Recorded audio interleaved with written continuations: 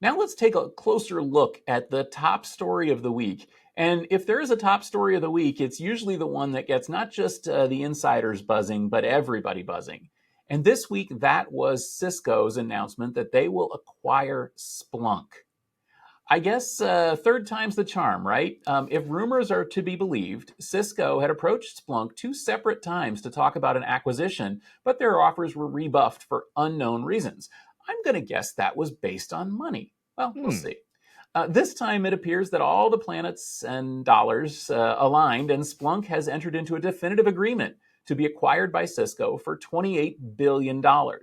Now, let's not make the joke that this is cheaper than their Splunk license. Oh man, I just did it, didn't I? Well, Ned, what's your take on this acquisition? I think it's a smart acquisition by Cisco.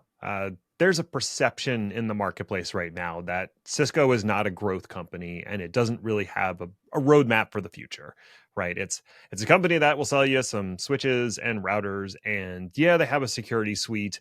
But if you're looking at sort of what's happening in the larger networking space, there's a bunch of other companies that have kind of rolled up and grabbed some market share. You've got the Aristas of the world with the data center networking. You've got Palo Alto that we talked about at the top, who's really kind of taken the crown when it comes to firewall and security type features, and Fortinet's right behind them doing stuff like that. So there was this perception that Cisco needs to do something. And what better than to take its giant reserves of capital, which we know it has, and apply them to acquire a company that's well known for basically printing money. And that's what Splunk does. Splunk charges comfortably expensive fees to basically suck up all your data and then try to provide some insights based off of that information. Now, Cisco's had previous offerings around that general concept, especially with its acquisition of Thousand Eyes, which was a couple of years ago, and App Dynamics. App Dynamics was intended to do application performance monitoring, essentially. And so they do have some products in this space, but nothing that is specific to what Splunk does. And I think there was another product called Tetration that they built in-house that was basically supposed to vacuum up every single packet in your data center and analyze that as well. So I'm not sure if there's going to be some synergies between these existing product lines and what Splunk has to offer, or if they're just going to keep them sort of cordoned off and printing their own money for the time being. Well, what's your take on it, Stephen? Yeah, so Tom and I talked about this before he stepped out this week. And I'm going to rely on Tom's analysis and my analysis because he knows this space very, very well.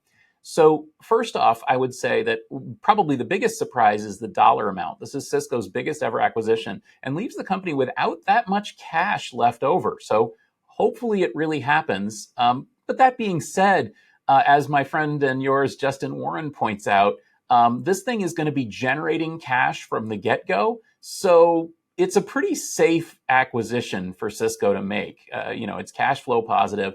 Splunk has a lot of great customers. So, from Tom's take and mine as well, one of the interesting aspects here is that a lot of Cisco's play, especially in the security space, is reliant on data. They need data to analyze. Well, guess what Splunk has? Splunk has the data. And that's one thing, that provides some synergy here. Another thing that we're seeing is that Cisco has long been considered to be a hardware company, which is really not true. I mean, even from the decades ago, Cisco was really more about software than hardware. But I think people look at them and value the company more as a hardware play. Well, Splunk is all about the software. And frankly, very few companies in the enterprise space have managed to make software recurring revenue as lucrative as Splunk has. So that's pretty cool for Chuck Robbins to be able to branch out Cisco and give it this tremendous new revenue stream. Wall Street is going to love this, their first quarter earnings, I bet, because it's gonna really transform Cisco's balance sheet. Now, the other thing here is basically the overall synergy of Cisco and Splunk. Again, they appeal to many similar customers. Most of those customers are already customers on both sides and are perfectly happy to be combining that. The sales reps must be just rubbing their hands thinking of all the ways that they can come up with package deals yeah, we'll save you some money and sell you some more. And I think that that really, from my perspective, is the benefit here to Cisco. It's just such a tremendous market for them to get into. It just makes a lot of sense. Yeah, it seems like many people would be customers of both, but there's still going to be lots of companies that were perhaps born in the cloud and are heavily using Splunk today, but have never touched Cisco gear because, yes, they think of Cisco as a traditional hardware company. And why would they go buy something from Cisco when we're a cool new cloud startup? We should buy products from other cool new cloud startups. So the fact that they're already using Splunk today, and now Cisco can walk in and go, well, we have your data. Look at all these cool things we could do with that data if just sign up for a few additional licenses in this subscription trial basis. So there's definitely some sales opportunities to there. I think the other big thing that's hanging over this entire discussion is artificial intelligence, right? AI. If there's one thing that AI relies on, it's massive amounts of data to train those AI models. What does Splunk have? Massive amounts of AI data, and Cisco has the networking chops to help assemble AI clusters and do the processing for that. So I'm interested to see what partnerships Cisco reaches out to sort of create the vision that they may already have when it comes to Splunk and AI. Do you have any thoughts about that? Yeah, that's a real smart take, Ned. And I completely agree with you that AI is all about the data too. And AI is just such a natural fit in security. We've talked about this 100 times. Security is just like one of the best applications for artificial intelligence and machine learning, deep learning, because it's really good at finding needles in haystacks and finding, or I don't know, grains of hay. Hay doesn't come in grains, corns of hay that don't belong. And and that's really what you could do with all this incredible Splunk data.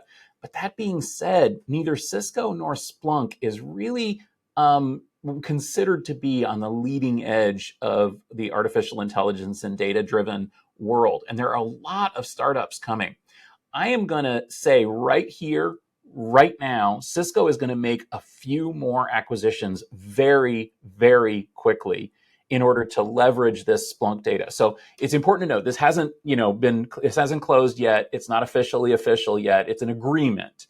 Once it closes, I think Cisco is going to make some pretty quick acquisitions in the AI driven security, AI driven observability space. And I think a lot of those are going to be smaller acquisitions of smaller companies that have cool technology that would be useful in a Cisco plus Splunk world that may not have been useful in a Splunk only or Cisco only world. So if I were one of those companies or the VCs that are funding them, I would be wanting to get my product in front of as many Cisco and Splunk people as quick as possible, because I think the wallet is going to open up in about 6 months on those products.